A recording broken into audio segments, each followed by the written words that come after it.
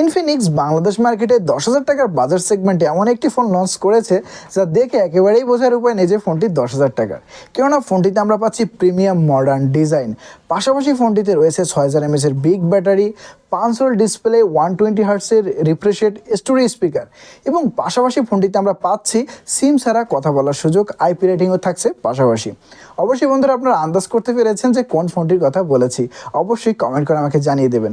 হ্যাঁ বন্ধুরা, ঠিকই ধরেছেন, বলছিলাম ইনফিনিক্স স্মার্ট 10 প্লাস ফোনটির কথা। তো এই 10,000 টাকার বাজার সেগমেন্টের ফোনটি কাদের জন্য কেনা উপযুক্ত হবে এবং কাদের জন্য কেনা উচিত হবে না তাই জানার চেষ্টা করবো আজকের এই ভিডিওর মাধ্যমে। এবং এর পাশাপাশি বাংলাদেশ মার্কেটে ইনফিনিক্স বেশ কিছু সুবিধা দিচ্ছে কাস্টমারদেরকে, তাও জানিয়ে দেবো ভিডিওটির শেষে। এবং আরও জানাবো যে এই বাজার সেগমেন্টে কোন ফোনটি আপনাদের জন্য ভালো হতে পারে বা আপনাদের আরও একটি ফোনের সাজেস্ট আপনাদেরকে অবশ্যই করব। তো এবার আসা যাক ভিডিওটির মূল পর্বে। তার আগে প্রিয় বন্ধুরা, যারা আমাদের চ্যানেলটি এখনও সাবস্ক্রাইব করেনি তারা এরকমই নতুন নতুন ভিডিওর জন্য চ্যানেলটি সাবস্ক্রাইব করে বেল আইকনটি প্রেস করে রাখুন। প্রথমত ফোনটির বক্স কন্টেন্টের দিকে লক্ষ্য করলে আমরা সব কিছুই পাচ্ছি বক্সের মধ্যে, অ্যাডাপ্টার থেকে শুরু করে ব্যাক কেস পর্যন্ত কোনো কমতি নেই এই বক্সের মধ্যে। ফোনটির ডিজাইনের দিকে লক্ষ্য করলে অবশ্যই একটি প্রিমিয়াম ডিজাইন আমরা দেখতে পাচ্ছি। আপনাদের কাছে এই ডিজাইনটি কেমন লেগেছে অবশ্যই বন্ধুরা কমেন্ট করে জানাবেন। পিক্সেল ফোনের মতো এই ডিজাইনটি করা হয়েছে, তবে হ্যাঁ পিক্সেল ফোনের থেকেও আমার কাছে এই ডিজাইনটি ভালো লাগছে। বিল্ড কোয়ালিটির কথা বলতে গেলে আমরা ফ্রন্টে গ্লাস পাচ্ছি, ব্যাক সাইড এবং ফ্রেম হিসেবে আমরা প্লাস্টিক দেখতে পাচ্ছি এবং IP64 রেটিং রয়েছে। তো সামান্য ধুলাবালি এবং পানিতে ফোনটির তেমন কোনো ক্ষতি হওয়ার সম্ভাবনা নেই। এবং কোম্পানি এটা ক্লেম করছে, অর্থাৎ আমি ওয়েবসাইট থেকে যেটা দেখলাম এদের, যে 25,000 বার এই ফোনটিকে ড্রপ টেস্ট করা হয়েছে। তো বেশ শক্তপোক্ত ফোনই এটাকে বলা যেতে পারে। তাছাড়া ফোনটিতে 8 মিলিমিটার পুরুত্ব রয়েছে এবং 198 গ্রামের মতো ফোনটিতে ওয়েট রয়েছে। তো মোটামুটি ফোনটি বিল্ড কোয়ালিটি ওরকমই রয়েছে যেমনটা বললাম, এবং হাতে নিলে কিছুটা শার্প ফিল আমরা পাবো, কারণ উভয় দিকেই আমরা শার্প কর্নার দেখতে পাচ্ছি। আসা যাক বন্ধুরা ফোনটির আকর্ষণীয় ডিসপ্লের ক্ষেত্রে। ফোনটিতে 6.67 ইঞ্চি এর 120 হার্টস রিফ্রেশ রেটের 500 IPS LCD ডিসপ্লে ব্যবহার করা হয়েছে। শুধুই বন্ধুরা 500 ডিসপ্লে নয়, পাশাপাশি রয়েছে স্টোরেজ স্পিকার, 700 নিটসের পিক ব্রাইটনেস। তো ডাইরেক্ট সানলাইটে ফোনটি ব্যবহার করতে গেলেও কোনো প্রবলেম হবে না এবং স্টোরেজ স্পিকার থেকে সাউন্ড কোয়ালিটি আমরা বেশ ভালো পেয়ে যাব। যেখানে আমরা 30,000 টাকার বাজার সেগমেন্টের ফোনেও কিন্তু আর 500 ডিসপ্লে দেখছি না, ইউ শেপের নচ ডিসপ্লে দেখছি। অবশ্যই বন্ধুরা আপনারা বুঝতে পেরেছেন আমি কোন ব্র্যান্ডের এবং কোন ফোনের কথা বলছি। তো সেক্ষেত্রে 10,000 টাকা বাজার সেগমেন্টে আমরা কিন্তু 500 ডিসপ্লে পাচ্ছি, তবে এটি একটি HD প্লাস ডিসপ্লে। তবে মাল্টিমিডিয়া আমরা খুব ভালোভাবে এই ফোনটি থেকে কনজিউম করতে পারবো, যেহেতু 10,000 টাকা দামের একটি ডিসপ্লে। তো HD প্লাস ডিসপ্লে আমরা পাচ্ছি, মোটামুটি ভালো আমরা মাল্টিমিডিয়া কনজিউম এই ফোনটি থেকে করতে পারবো, যেহেতু স্টোরেজ স্পিকার রয়েছে, সাউন্ড কোয়ালিটিও আমরা বেশ ভালো পেয়ে যাবো এই ফোনটি থেকে। এবং ফোনটির ওএসের কথা বলতে গেলে ফোনটিতে আমরা পাচ্ছি XOS 15.1, যেটা রান করবে অ্যান্ড্রয়েড 15-এর সাথে। এই ফোনটিতে আমরা বেশ কিছু AI ফিচারও পাচ্ছি, উল্লেখযোগ্য তেমন কিছু নয়, তবে মোটামুটি ডেইলি ড্রাইভে আমাদেরকে সাহায্য করবে এমন ফিচার ফোনটিতে রয়েছে। এবং এই ফোনটিতে আমরা কিন্তু সিম ছাড়া একটি নির্দিষ্ট এরিয়ার মধ্যে আমরা কথা বলতে পারবো এমন একটি ফিচার দেওয়া রয়েছে, যার নাম হচ্ছে আল্ট্রা লিঙ্ক কল। যেমনটা আমরা টেকনোর স্পার্ক গো টু ফোনটিতে দেখেছিলাম, ঠিক ওরকমই এই পারফরমেন্সটিও কাজ করবে, অর্থাৎ এই নির্দিষ্ট এরিয়ার মধ্যে নির্দিষ্ট একটি নেটওয়ার্কের মাধ্যমে আমরা কথা বলতে পারবো সিম ছাড়া, ওয়াইফাই ছাড়া। তো এই ফিচারটিও আমরা এই ফোনটিতে লক্ষ্য করছি। এবং আপনাদের জন্য একটি সাজেশন থাকবে, যারা এই ফোনটি কিনবেন তারা লাইটার অ্যাপস ব্যবহার করার জন্য ফেসবুক মেইন অ্যাপসটি ব্যবহার না করে ফেসবুক লাইট অ্যাপসটি ব্যবহার করবেন, সেক্ষেত্রে আপনি আরও বেশি ভালো পারফরমেন্স পাবেন। তবে হ্যাঁ, আপনি যদি মেইন অ্যাপসটি ব্যবহার করেন সেক্ষেত্রে খুব একটা প্রবলেম হবে না, কারণ এই ফোনটিতে আমরা 128 জিবির ভেরিয়েন্টটি পাচ্ছি। যেক্ষেত্রে আমরা 4 জিবির যে ভেরিয়েন্টটি পাচ্ছি এই দামে সাধারণত অন্যান্য কোম্পানি কিন্তু আমাদেরকে দিচ্ছে না। যেমনটা আমরা টেকনো পোভার কথাই যদি বলি, টেকনো স্পার্ক গো, সেক্ষেত্রে কিন্তু আমরা 464 দেখতে পাচ্ছি। তো এক্ষেত্রে 4128 রয়েছে, পাশাপাশি 4 জিবির ভার্চুয়াল র্যামও রয়েছে। তো হ্যাঁ, এখানে আমরা মেইন অ্যাপস ব্যবহার করলে ফোনটি তেমন কোনো প্রবলেম হবে না। এবং কোম্পানি এটা ক্লেম করছে যে 4 বছর ল্যাগ ফ্রি পারফরমেন্স আমাদেরকে দিয়ে থাকবে।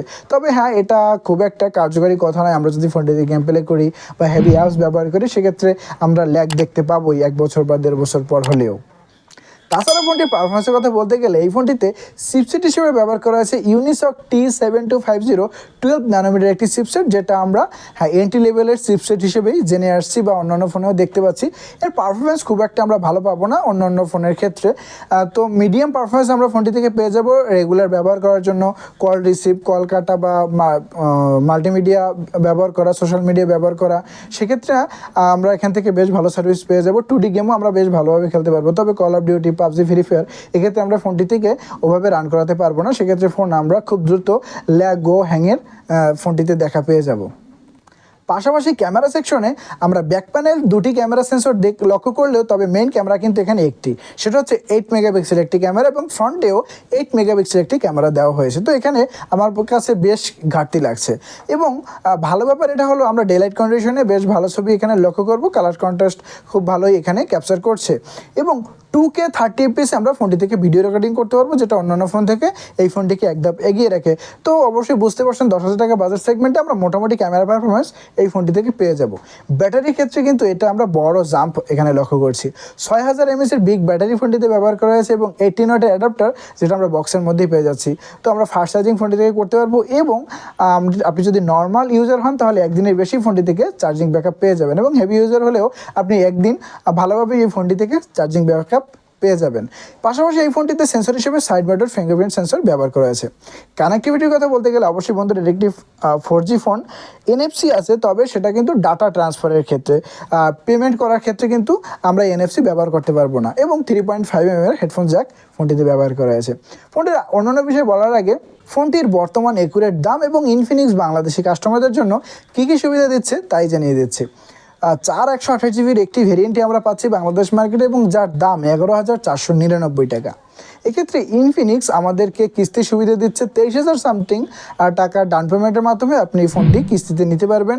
এখানে 6 মাস এবং 9 মাসের তাদের সিস্টেম রয়েছে এবং দোকান থেকে আমরা যে দোকান থেকে ফোনটি কিনবো সেক্ষেত্রে আমরা এয়ারপড, তারপরে পানির পট, ব্যাগ, আরও অনেক কিছু ফ্রি পাওয়ার সুবিধা রয়েছে, যেটা যদি আমরা আক্ষরিকভাবে দামের হিসেব করি সেক্ষেত্রে ফোনটির দাম 10,500 টাকার আশেপাশে চলে আসে।